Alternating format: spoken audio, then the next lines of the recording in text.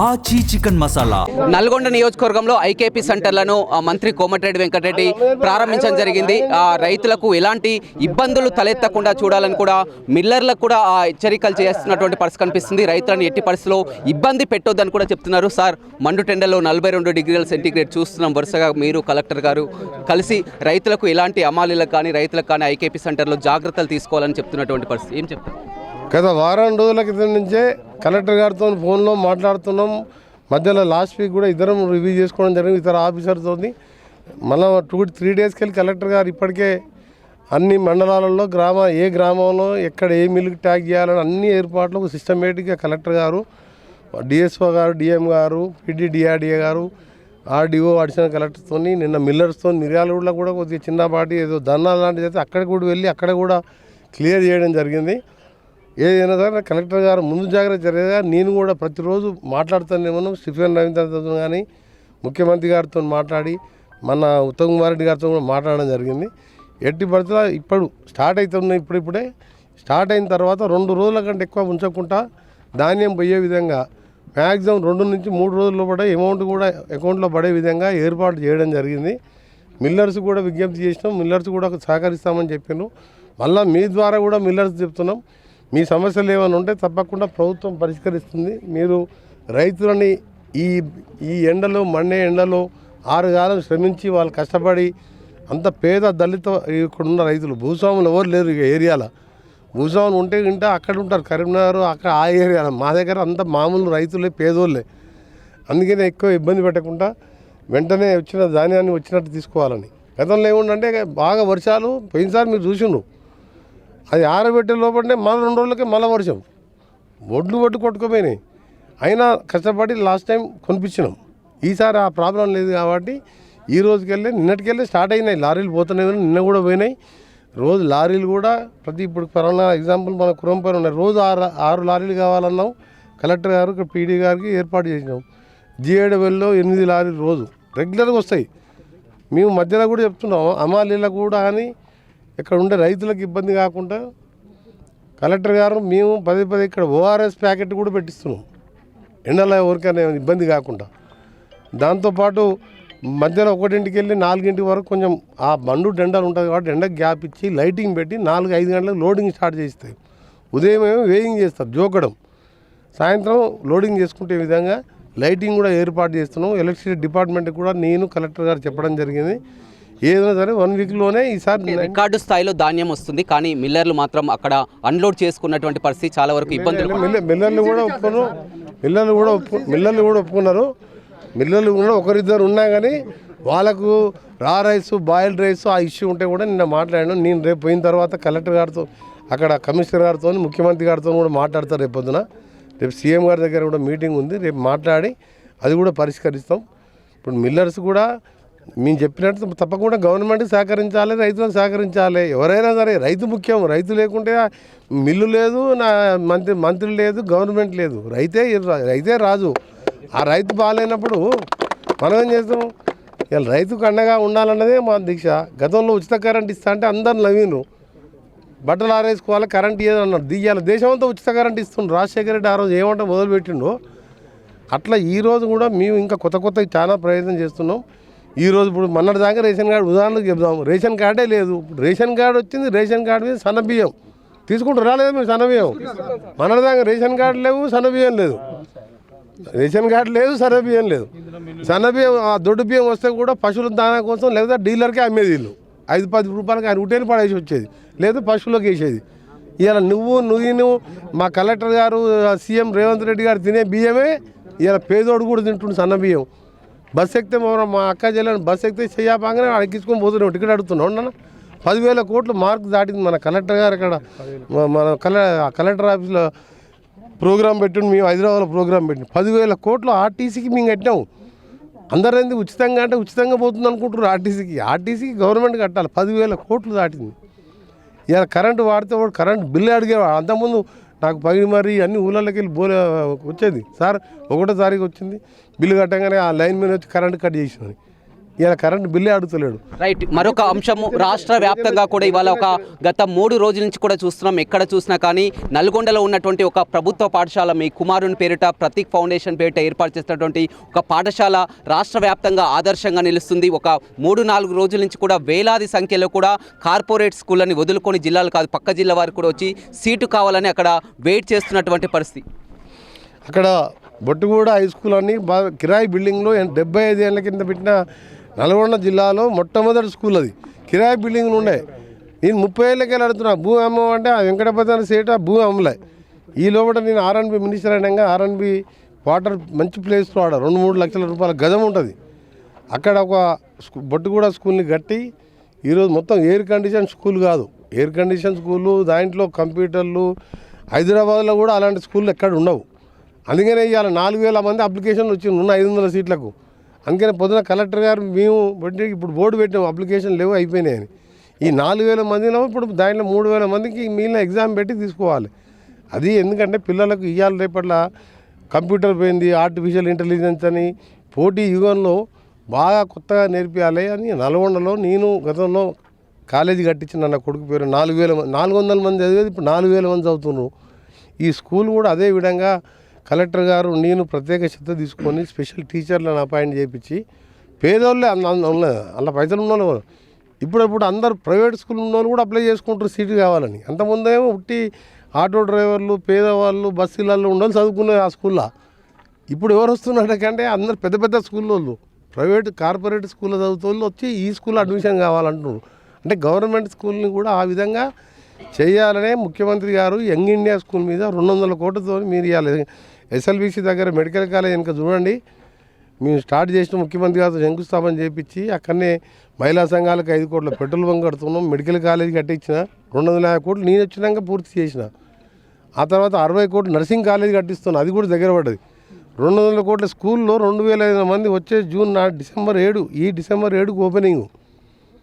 First Madhira Kodangal కంటే ముందు మా నల్గొండ చేయాలని పట్టుతోని పని చేపిస్తున్నాం. 2 స్లాబులు పడ్డాయి. 2000 మంది అలా ఎస్సీలు ఉంటారు, బీసీలు ఉంటారు, మైనార్టీలు ఉంటారు, రెడ్డిలు ఉంటారు, దళితులు అందరూ ఉంటారు. స్టేడియం ఉంటుంది, 1000 మంది ఒకటేసారి కూర్చున్న డైనింగ్ హాల్.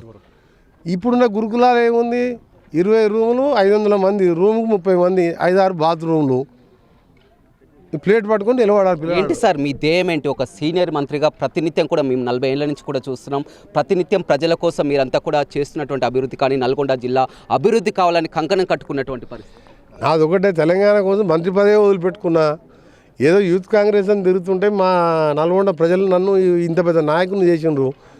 ఆ రోజు తెలంగాణ కోసమే కాదు, అంతకుముందు శ్రీశైల సొరంగ మార్గం ఈ కాలువ ఉండగా కూడా సొరంగ మార్గం ఎందుకు తెచ్చినా, 2 పంటలకు మాకు గడుకోసారి మోటార్ పెట్టు అనాలి. ఆడ సాగర్ నీళ్ళు లేకపోతే మోటార్ పెట్టరు. 2000 కోట్లు పెడితే కేసీఆర్ వచ్చి ఆ సొరంగాన్ని పక్కన పెట్టిండు, ఎందుకంటే ఎంకరెడ్డి గేడ పేరు వస్తుందని. మళ్ళా తెలంగాణకు రేవంత్ రెడ్డి ముఖ్యమంత్రి అయ్యి నేను మినిస్టర్ కాగానే అమెరికాకు పోయి మిషన్ తీసుకొని స్టార్ట్ చేసిన. దాని మీద ఎవరు కనబడదో ఏం నజర్ పడదో అది కాలిపోయింది. 8 మంది పాపం చనిపోయింది ఎక్కడోళ్ళు, బాధాకరమైన విషయం. మళ్ళీ దాన్ని రిపేర్ చేసి ఇప్పుడు మళ్ళీ 100 మీటర్లు పూర్తయింది. 2 ఏళ్ళల్లో పూర్తి చేసి 2028 అంటే జూన్ నాటికి 2 పంటలకు ఈయంగా కురంపల్లి మీదకెళ్ళి కాలువ ఎప్పుడు పోతుంది సాగర్ కాలువలాగా చివరి ఎకర్ వరకు కాలడ్డం పడితే ప్రతి ఎకరాకి నీళ్ళు పడాలి. ఇక నీళ్ళు రాలేదు పంచాయతీ ఉండదు. ఇక ఈ లోపల ఏం చేయాలి, నేను 450 కోట్లు పెట్టి ఇప్పుడు లైనింగ్ పనులు నడుస్తున్నాయి. మిషన్లు మీరు చూడండి, 50 మిషన్లు నడుస్తున్నాయి. సిమెంట్ లైనింగ్ వేస్తున్నా, స్లూస్ కట్టిస్తున్నా, కాలువలు బాగా చేపిస్తున్నా, ఎన్ని వర్కులు నడుస్తున్నాయి. హాస్పిటల్లో చూసినాం, నాగేశ్వరుని తీసుకొచ్చి సొంతంగా 6-7 కోట్లు పెట్టి ఆపరేషన్లు కూడా ఇక్కడ చేస్తాడు. నాది ఒకటే కోరిక, తెలంగాణ కోసం పదవి వదిలిపెట్టినాను. నాకు పదవులు ముఖ్యం కాదు. నల్గొండ కాన్ఫరెన్స్ అంటే ప్రాణం. నన్ను ఏం లేను ఇంత పెద్ద లీడర్ని చేసిండు. అయినా నేను వాళ్ళ పేరు నిలబెట్టిన. కోమటిరెడ్డి వెంకటరెడ్డి అంటే తెలంగాణ కోసం కొట్లాడిండు, అభివృద్ధి కోసం కొట్లాడతాడు, ఎవరైనా ఇంటికి పోతే సాయం చేస్తాడు. ఇవన్నీ కాకుండా ఇవాళ కాంగ్రెస్ పార్టీ తెలంగాణ ఇచ్చింది, సోనియా గాంధీ పేరు నిలబెట్టాలనే ఈ 5 ఏళ్లలో సొరంగమే కాదు తెలంగాణలో ఉన్న అన్ని పెండింగ్ ప్రాజెక్టులు పూర్తి చేయాలని క్యాబినెట్లో ప్రతి విషయంలో కూడా నేను మాట్లాడతాను. ఎందుకంటే 6 సార్లు గెలిచిన వ్యక్తి, సీనియర్ వ్యక్తిగా ఉత్తమ్ కుమార్ రెడ్డి గారు నేను ఇద్దరమే 6 సార్లు గెలిచిన సీనియర్ల క్యాబినెట్లో. ఇవాళ మన అనుభవం కూడా ముఖ్యమంత్రి గారు కూడా మనం ఏం చెప్పినా కానీ ఆయన దాన్ని మొత్తం కూడా తప్పకుండా మన కరెక్ట్ చెప్తాడు ఇంకన్నా అని చెప్పి ఆయనకు నమ్మకం. నాకున్న అనుభవంతో ఈరోజు నా తెలంగాణ డెవలప్ చేసుకోవాలి, నల్గొండ జిల్లాని ఈ ఫ్లోరైడ్ జిల్లా అంటారు. మూసి డ్రైనేజ్ వస్తుంది చేస్తామంటే ఈ బాబా పొద్దులేస్తే లొల్లి. వాళ్ళకేంటంటే మున్సిపాలిటీ చూసిండ్రు, సర్పంచులు చూసిండ్రు, ఇవాళ 2 బై ఎలక్షన్లు వాళ్ళ సీట్లు, కంటోన్మెంట్ జూబ్లీ వాళ్ళ సీట్లు, వాళ్ళ మనుషులు చనిపోతే వాళ్ళు గెలవాలి కదా, అది మేము గెలిచినాం. ఇక దుకాణం బంద్ అయిందని వాళ్ళు కొట్టుకుంటారు, జరిసేపు మమ్మల్ని తిడుతుండ్రు. ఏదో డైవర్ట్ చేస్తాను. కానీ మీకు అని నేను ఫస్ట్ చెప్పిన మన ముందు కార్పొరేషన్ ఎలక్షన్లో నేను ఎవరిని తిట్టదలుచుకోలే. ఈ 3 ఏళ్ళు నా నల్గొండ కాన్స్టిట్యున్సీ నెంబర్ 1 రాష్ట్రంలో. తర్వాత తెలంగాణ అభివృద్ధి కోసం కష్టపడాలనేది నా ప్లాను. ఇలా రోడ్లు 13,000 కోట్లతో టెండర్లు పిలిచిన, రేపు మాపో టెండర్లు మొదలవుతున్నాయి. అలా టెండర్లు కాకముందే మన హరీష్ రావు అంటాడు, టెండర్లు ఇట్లా ఎక్సెస్ చేసినాను. అది టెండర్లు తెలవాలి, ఇప్పటికే తెలవాలి. నా పర్మిషన్ లేకుండా నా డిపార్ట్మెంట్లో 13,000 కోట్ల టెండర్ పెడతారా. ఇలా కనగలకి వెళ్ళి అలా చెండూరు మరి కూడా మాలు కూడా డబల్ రోడ్ పెట్టించిన, ఉన్న రోడ్ని మళ్ళీ వెడల్పు పెట్టి ఎక్స్ప్రెస్ వే లాగా చేపిస్తున్నారు 200 కోట్లు పెట్టి. ఈ వారం రోజుల్లో టెండర్లు ఇస్తాం. మే మొదటి వారంలో 13,000 కోట్ల R&B రోడ్లను కూడా స్టార్ట్ చేసిన. కనగల్ జంక్షన్ కోసం డెవలప్మెంట్ కోసం అక్కడ జూనియర్ కాలేజ్ కట్టిస్తున్నా. ఈ మండలం పిల్లలు కొందరు పేదోళ్ళు ఏం చేస్తారంటే 10th క్లాస్ కాగానే ఏం పంపిస్తారు, నల్గొండ కనుక్కొని చదువు అని చేపిస్తారు. అందుకని కలగొండలో ఫస్ట్ ఇయర్ స్టార్ట్ అయింది. 66 మంది ఫస్ట్ ఇయర్ చదువుతున్నాం. ఇప్పుడు ఎగ్జామ్స్ రాసినాం. 6 కోట్ల బిల్డింగ్ కడుతున్నాం. తిప్పర్తిలో 6 కోట్లు కడుతున్నా. చిన్న మండలాన్ని కూడా నల్గొండ దగ్గరైనా సరే ముఖ్యమంత్రి గారు నేను అడిగితే కాదన్నాడు. ఎందుకంటే నేను తెలంగాణ కోసం ఆ 3 ఏళ్ళు రాజీనామా చేసి నాకు ఆ 3 ఏళ్ళు నష్టపోయారే కదా. కిరణ్ కుమార్ రెడ్డి నాకు డబ్బులు ఇవ్వలే. కేసీఆర్ అసలు నన్ను అసెంబ్లీకి వెళ్ళి నా శాసనసభ్యుదాన్ని రద్దు చేసిండు.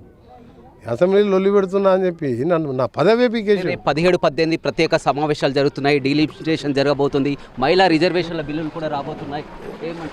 ఏదైనా మా కాన్ఫిడెన్స్లో ఎవరైనా గట్టి మహిళా లీడర్లు సంఘం బంధువుల గట్టిగా పనిచేస్తూ ఉంటే మా కార్యకర్తలు అన్న అడిగి అభిప్రాయం తీసుకొని వాళ్ళనే పెడతాం. మా కుటుంబంలో ఎవరు పోటీ చేయరు.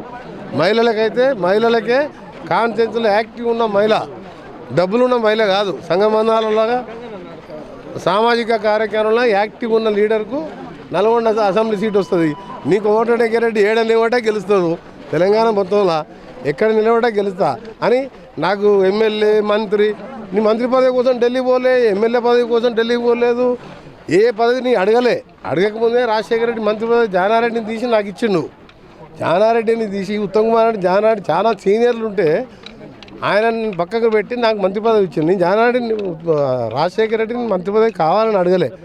మొన్న కూడా నేను ఢిల్లీకి పోలేదు, క్యాంప్ మెయింటైన్ చేసుకుని ఎమ్మెల్యేల దగ్గర కూర్చున్నా, మంత్రి పదవి అడగలే. నాకు పదవుల కంటే ఎక్కువ ఇట్లా ఇష్టం నాకు. ఇంత సీనియర్ మంత్రి మీద మరి లేనిపోని విమర్శలు కొంతమంది కూడా చేస్తున్నటువంటి పరిస్థితి. ఇప్పుడు బాబు ఎట్లా వెళ్తుండ్రు పిచ్చి కుక్కర్లాగా అట్లే ఉంటుంది. కానీ కోమటిరెడ్డి వెంకటరెడ్డికి మంత్రి పదవి 3 ఏళ్ళ మంత్రి పదవి తీసి అవతల పడేసిన. నాకు పదవి ఏంది? ముఖ్యమంత్రి రేవంత్ రెడ్డి గారు ఒక మాట అన్నాడు భువనగిరిలో, అన్నకు వచ్చేది ముఖ్యమంత్రి పదవి, నాకు వచ్చింది. అసలు అన్న కావాల్సిన వాడు కోమటిరెడ్డి వెంకటరెడ్డిగా, అన్న కావాల్సిన వాడు ముఖ్యమంత్రి పదవి నాకు వచ్చింది, నాకు అదృష్టం కలిసి వచ్చిందని ఆయనే అన్నాడు. నేను ఢిల్లీకి కూడా పోలే. అందరు మంత్రులు ఢిల్లీకి పోయాను, పోర్టుఫోలియో అంటే అధిష్టానం రిజల్ట్ వచ్చినా ఢిల్లీకి పోయాను. నేను ఢిల్లీకి పోలే. నేను ఐ డోంట్ కేర్ పదవులు గిదవులు అంటే. నాకు దేశంలో కోమటిరెడ్డి వెంకటరెడ్డి కూడా ముఖ్యమంత్రి కావాలని కూడా నేను అసలు ఢిల్లీకే పోలేదంటే నేను ఢిల్లీకి పోలేదు. నువ్వు రాజశేఖర రెడ్డి మంత్రి పదవి అడగలేదు, మొన్న కూడా మంత్రి పదవి అడగలేదు, ఇప్పుడు కూడా ఏ పదవి అడగా. నాకు ఇట్లా పేదోళ్ళే మడి తిరిగితే సంతోషం. ఇప్పుడు ఆమె భర్త చనిపోయింది, ఇప్పుడు ఆమెకి ఏం చేయాలి? ఇప్పుడు 50,000 లక్ష ఇచ్చిపోతా, తర్వాత ఆ పిల్లల్ని చదివించాలి. అట్లా నాకు 2-3 వేల మంది ఉంటున్నారు. సంవత్సరానికి MBBS సీట్ వచ్చిన వాళ్ళు ఫీజు కట్టాలి. ఒక 70,000 మంది ఎవ్రీ ఇయర్ కంటిన్యూ అవుతుంటారు. ఇలా అందరూ ఎవరి వాళ్ళు కూడా జిల్లాలో నియోజకవర్గాల్లో ఆ విధంగా స్కూల్ కట్టిస్తే చాలా వరకు బలోపేతం అవుతాయి కదా సార్. అందుకనే ఆ పనే గవర్నమెంట్ చేస్తుంది. యంగ్ ఇండియా స్కూల్తో పాటు నల్గొండ మండలం దోమలపల్లిలో 15 కోట్లతోని 10 ఎకరాలు Telangana public school Domalapalli decide చేసినాం. కాన్ఫరెన్స్ కోటి పైలట్ ప్రాజెక్టుగా Telangana public school Domalapalli decide చేసినాం. 15 ఎకరాల స్థలంలో అది గవర్నమెంట్ పబ్లిక్ స్కూలే. బస్సులలో వచ్చి ఇప్పుడు ప్రైవేట్ స్కూల్లో ఎట్లా ఎక్కించుకోబోతున్నాం. కురంపల్లి కూడా గవర్నమెంట్ బస్సు వస్తుంది, ఎక్కించుకోబోతారు, మళ్ళీ సాయంత్రం దింపేస్తారు. అది ముఖ్యమంత్రి గారి ఆలోచన కూడా. నేను ఏ విధంగా బొట్టు కూడా కట్టినాం. ముఖ్యమంత్రి కూడా రాబో ఈ 3 సంవత్సరాలు ఇంకో వచ్చే 5 ఏళ్ళు కూడా కాంగ్రెసే ఉంటాం. మొన్నటిదాకా ఆయనకు రేషన్ కార్డు వేయాలి. రేషన్ కార్డు ఇచ్చినాం, సన్న బియ్యం ఇస్తున్నాం, బస్ ఎక్కితే ఫ్రీ టికెట్, కరెంటు లేదు. కరెంట్ బిల్ కడుతున్నా కావాలన్నా మీరు కడుతున్నా కరెంట్ బిల్ కడుతున్నా టికెట్ తీసుకుంటుండ ఆర్టీసీ ఆయనే మరి ఇప్పుడు సన్న బియ్యం అయితే అప్పుడు తినలే కదా బియ్యం ఇప్పుడు తింటారు కదా. మరి ఇప్పుడు కరెంటు బిల్లు లేదు, అది లేదు. ఆఖరి మీరు కట్టుకున్న పాలు పెట్టే చీర ఎంత 1000 రూపాయలు ఉంటుంది. ఆయన ఇచ్చిన చీర 60 రూపాయలు మీరు కిటికీలో కట్టుకునే దోమలు రాకుండా. ఇప్పుడు ఆయనకు మనకు తేడా ఉందా లేదా? అందుకని ఇందిరమ్మ రాజ్యం తప్పకుండా ఒకటే పదవులు ఇవన్నీ పెద్ద సోషల్ మీడియా గురించి సోషల్ మీడియా పెద్ద చూడలేను. సోషల్ మీడియా ఎవరిని మనం కంట్రోల్ చేయలేము. అందుకని అన్నీ కొన్ని విమర్శించుకుంటూ వస్తాయి, కొన్ని ప్రేజ్ చేసుకుంటూ వస్తాయి, కొందరు పాటలు పాడతారు, ఆయన స్కూల్ కట్టించినట్టు ఆయన తిరుగుతుంటాడు. ఇవన్నీ పట్టించుకుంటే వీళ్ళందరూ ఎక్కడ పోవాలి? ఇప్పుడు అనాథలు ఉన్నారు, ఏమో భర్త చనిపోయాడు, ఇప్పుడు ఏం చేయాలి? ఇచ్చుకుంటే నాకు వేల మంది ఉన్నారు. సోషల్ మీడియా చూసుకుంటూ కూర్చోవాలన్నా వాళ్ళకి రిప్లై ఇవ్వాలని నేను ఎవరిని పట్టించుకోను. దేవుని నమ్ముతా, ప్రజలను నమ్ముతా. దేవుడు ప్రజలు ఉన్నాడు, వాళ్ళని నమ్ముతా. పేదోళ్ళు అంటే ఇష్టం, నాకు ప్రాణం.